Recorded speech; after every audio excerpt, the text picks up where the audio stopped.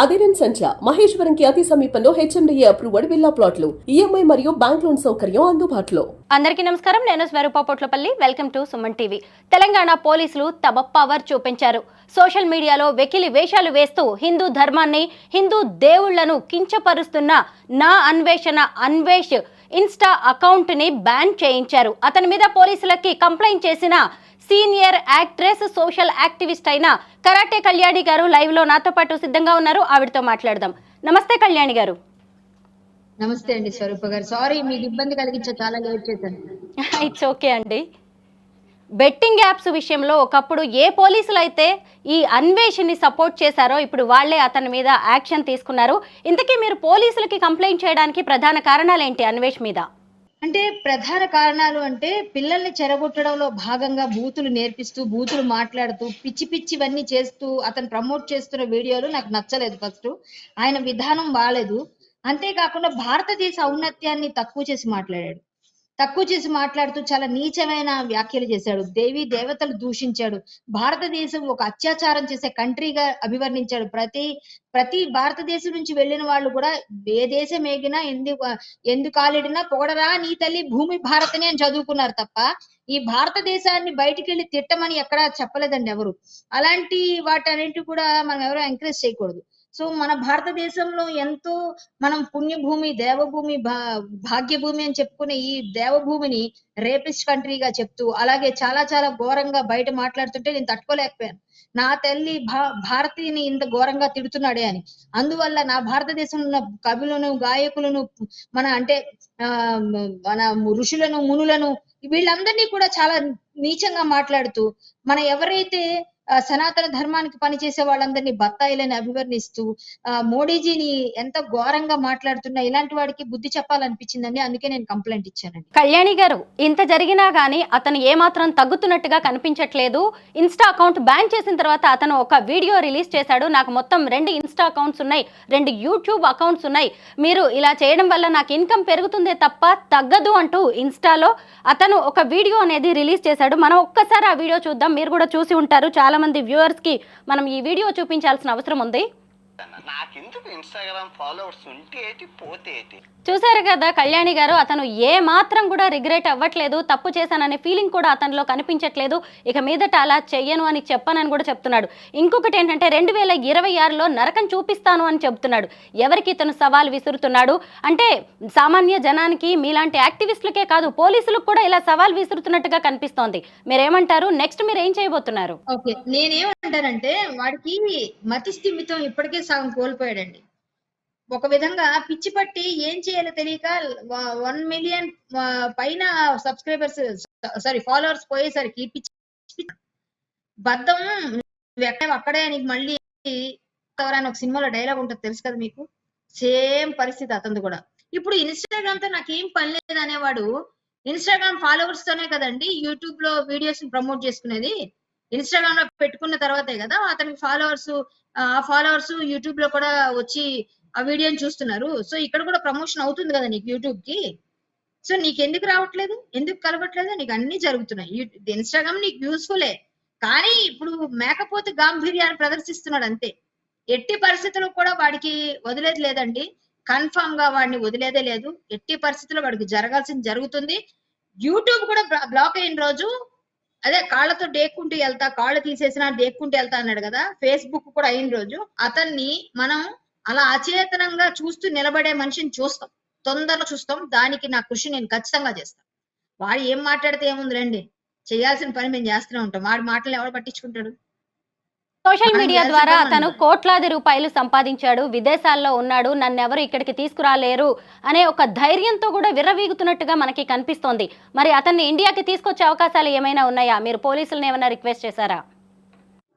అవునండి, పాస్పోర్ట్ ని డిపోర్ట్ చేయమని అడిగాము. కాకపోతే ఏంటంటే పాస్పోర్ట్ అథారిటీస్ కూడా నేను పెడుతున్నాను. చాలా చాలా రకాల ఫైట్స్ ఉన్నాయి. ఈజీ కాదు, చాలా కష్టం ఉంది, చాలా శ్రమ, మన టైము అన్ని ఇవ్వాలండి. దీనికి అన్ని చేస్తూనే ఉన్నాము. ఒకదానితో మెల్లగా వెళ్ళాలి. ప్రాసెస్ ఈజీ కాదు, చాలా మెల్లగా వెళ్తుంది, కానీ కొంచెం సైన్ అవుతుంది.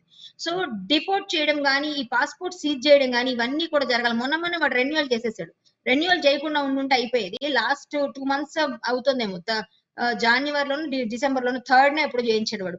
మేము మొత్తం వాడి ట్రాక్ లో ఉన్నాడండి వాడు ఎక్కడికి వెళ్ళిపోడు. వాడు ఎట్టి పరిస్థితుల్లో వాడు వస్తాడు. వచ్చే రోజు మీరు అందరూ కూడా తెలుసుకుంటారు. ఆ రోజు మీరు మళ్ళీ నన్ను ఇంటర్వ్యూ చేస్తారు. కన్ఫర్మ్ గా చెప్తున్నా వాడు వస్తాడు. ఈ రోజు కాకపోయినా రేపైనా, కొన్ని రోజులు లేట్ గా వచ్చేమో కానీ రావడం మాత్రం పక్కా. రాసి పెట్టుకోండి. పెద్ద పెద్ద మహానుభావులే ఎన్నో పేరాలు పలికిన వాళ్ళే వచ్చారు. వీడంత ఆఫ్టర్ ఆల్ వీడికి వచ్చే డబ్బులు కొన్ని రోజుల్లో మనం వేసే ముష్టి అనుకోండి, మనందరం కలిసి ఇస్తున్నాం. ఈ డబ్బులు అయిపోయిన తర్వాత ఆటోమేటిక్ గా వాడికే అర్థమవుతుంది, వాడికే అర్థమైపోతుంది. తర్వాత ఎవరికైతే డబ్బులు చూసి మాట్లాడుతున్నాడో అడుక్కునే అప్పుడు మాట్లాడు. ఆ డబ్బులు ఏమైనా సంపాదించుకోమనండి, ఏమైనా చేసుకోమనండి. పని చాలా చాలా చాలా హేయమైన చర్యలని చేస్తాడు. ఇవాళ మాట్లాడిన మాటలకు కూడా వాడు ఖచ్చితంగా మూల్యాన్ని చెల్లిస్తాడండి. వదిలేదే లేదు. పక్కాగా వాడికి ఒక రోజు ఉంటుంది. ఆ రోజు ఏం జరుగుతుందో వాడు తెలుసుకుంటాడు. థాయిలాండ్ లో ఉండి హిందూ ధర్మ పరిరక్షణకు పాటుపడుతున్న విదేశీయురాలైన లిదియా లక్ష్మి గారు కూడా అన్వేష్ గురించి మాట్లాడారు. నా గురువు గారైన కరాటే కళ్యాణి గారికి నేను గురుదక్షిణ ఇస్తాను, అతన్ని ఇండియాకి తీసుకొస్తాను అని చెప్పారు. మీరు ఇక్కడ లిదియా లక్ష్మి గారి గురించి కూడా చెప్పాల్సిన అవసరం ఉంది. ఆవిడికి మీకు అనుబంధం ఏంటి? ఆమె కూడా అన్వేష్ మీద ఎందుకు ఇంత సీరియస్ అవుతున్నారు?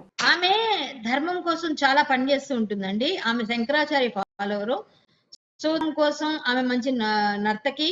చాలా అంటే మనం మణిపూరి, అలాగే భరతనాట్యం, కథక్ ఇవన్నీ కూడా నేర్చుకుంది. మనం ఎవరం చేయని పనులు చాలా చేస్తుంది తను.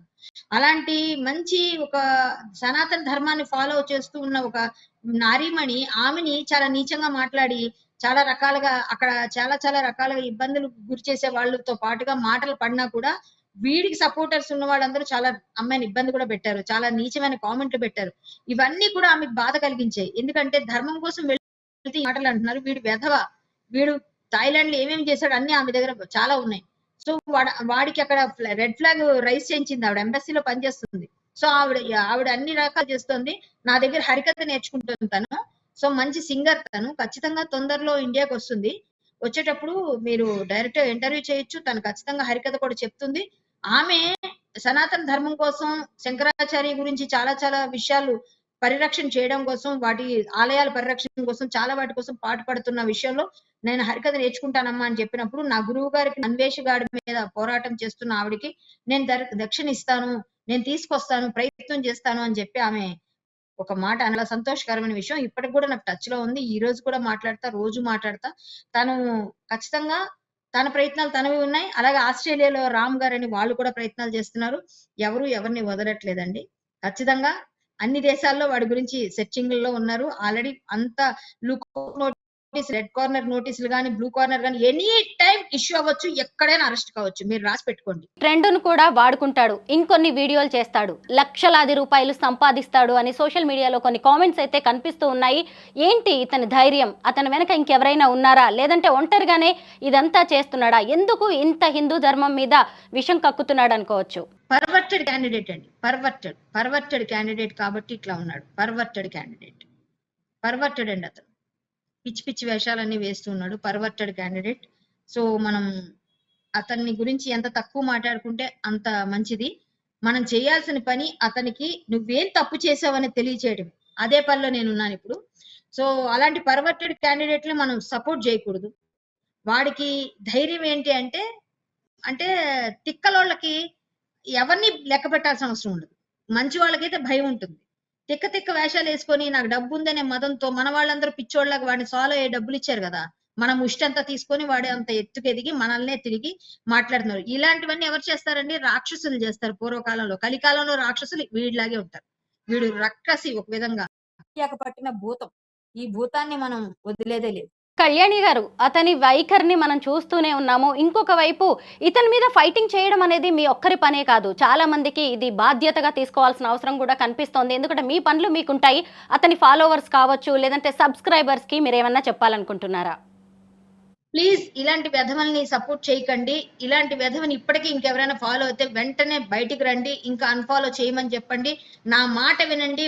మన ధర్మం కోసం, దేశం కోసం, మంచి కోసం మాట్లాడుతున్న ప్రతి ఒక్కరు కూడా ఇలాంటి వాళ్ళకి మనం ఒక్క రూపాయి ఇచ్చినా కూడా మనం పాముకు పాలు పోసి పెంచినట్టే. ఇలాంటి వాళ్ళకి మనం ఎట్టి పరిస్థితిలో కూడా ఒక లైక్ కొట్టినా వాడికి ఒక రూపాయి వస్తుంది. మీరు చూస్తున్న పే ఫర్ వ్యూ నాకు వస్తుంది అని ఫీల్ అవుతున్నాడు వాడు.